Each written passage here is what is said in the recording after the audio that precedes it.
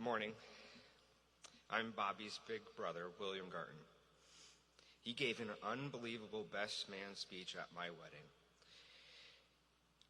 So I'll have to do my best here. Even if I don't, Bobby would famously say, "It's fine, it's fine." My mother asked me not to make it political. And in this climate, it would be hard not to do. It seems like everyone is fighting or boycotting for their own agenda, but not Bobby. All he wanted to do was serve whoever his commanding officer was, and it didn't matter who was elected or what their beliefs were. I'm pretty sure Bobby single-handedly kept Bud Light in business. Bobby liked what he liked and didn't care about what the norm was. He didn't like birthday cake, so as far as I can remember, he asked my mom to make him a chocolate chip cookie. Growing up with Bobby, it was just like that.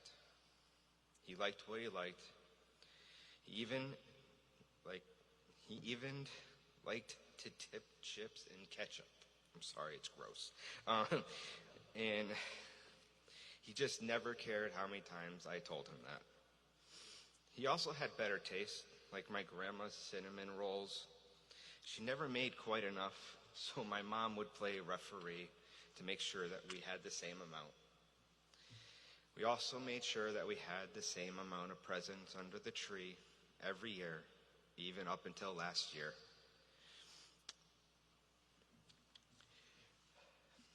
We would sit in section 110 and watch Whaler games, making Mom and Dad run to the concessions for cotton candy, ice cream, and popcorn so we didn't miss any action. We would be put on the Jumbotron and we would think we were the coolest. And I guess I'm on there now. During summers, we would share a big room with my 5 cousins at my grandfather's beach house. We would sneak a little extra TV with Nick at Night or continue to try to beat Super Mario Brothers after they put us to bed. We would use beds as rings and wrestle until someone cried or broke something in the house. We would take our jet skis out, ride until they ran out of gas. Then we would fish off the deck. Bobby just loved being on the water. We were one of the first generations with the internet. It really was the wild, wild west.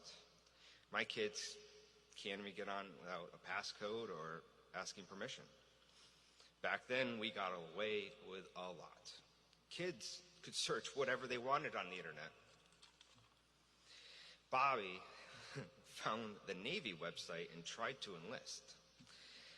They sent a huge packet in the mail saying thank you for your interest, but you're a bit too young. Here are some stickers, and consider joining the Sea Cadets. Bobby was 8. He would do the Sea Cadets throughout high school. As he got a bit older, he was able to explore his hobbies even more. He found a fountain boat company and requested information. The company called the house and asked to speak to Bobby. They were hoping to fly him down and check out this next year's model. My mom said, "He's 10," and hung up the phone. Bobby grew up watching my dad go off to work as a Hartford police detective. When we got to see my dad at family dinners, Bobby would ask, "Did you turn on your lights? Did you turn on your sirens? Did you arrest anyone?" And my dad would sit there and think and give us some PG version of his day events, and Bobby would hang on every word with his bright blue eyes. Bobby and my dad always had a special bond with police work. They both understood that they were doing a dangerous job and didn't know if they were going to make it back home. It was important to call my mom every day, and I mean every day. My mom always ended the call with, "Be safe." Bobby would respond, "Always am, love you." My mom would pray that he would find love, and I have spent over the week realizing that there was always love around him. Whether it was a special person, friends, family members, co-workers, a squad. I have heard so many amazing stories that I didn't know about my brother. And this is an open invitation for all of you to reach out to me whenever you want. Shoot me a message if you knew Bobby and want to share a story or two. Let's grab a beer and talk about our memories of Bobby. I will never get sick of hearing of them. I laugh when I hear stories about always being so calm. Growing up, I would bother him until he would get so mad. He would clench his fist and bite his bottom lip. That was my job as the older brother. I always made sure he wasn't going to win at anything, even if I had to cheat at a video game or two. He was the smallest little brother. Until I came home from freshman year of college, I swear he grew a foot. I looked at him and I said, "We're done fighting. You win." He was no longer a little brother. We would spend our birthdays, holidays together, making extra stiff drinks with Grandma and celebrating with our Aunt Jody and cousins. When it was time for presents, he wasn't very good at disguising which were from him. He wouldn't go out and buy special birthday paper. He was too cheap. Except when it came for big ticket items, like he had to get the most expensive PXG golf clubs, or buying the new Bronco with a lift on it and not even a measuring to see if it would fit in the garage. My brother leaving it to my dad to figure out how to get it in. My brother was my dad's right-hand man when it came to doing anything with home improvements. They let me hold the ladder every once in a while. He was working at my house with my dad, putting up new lights one day in the living room.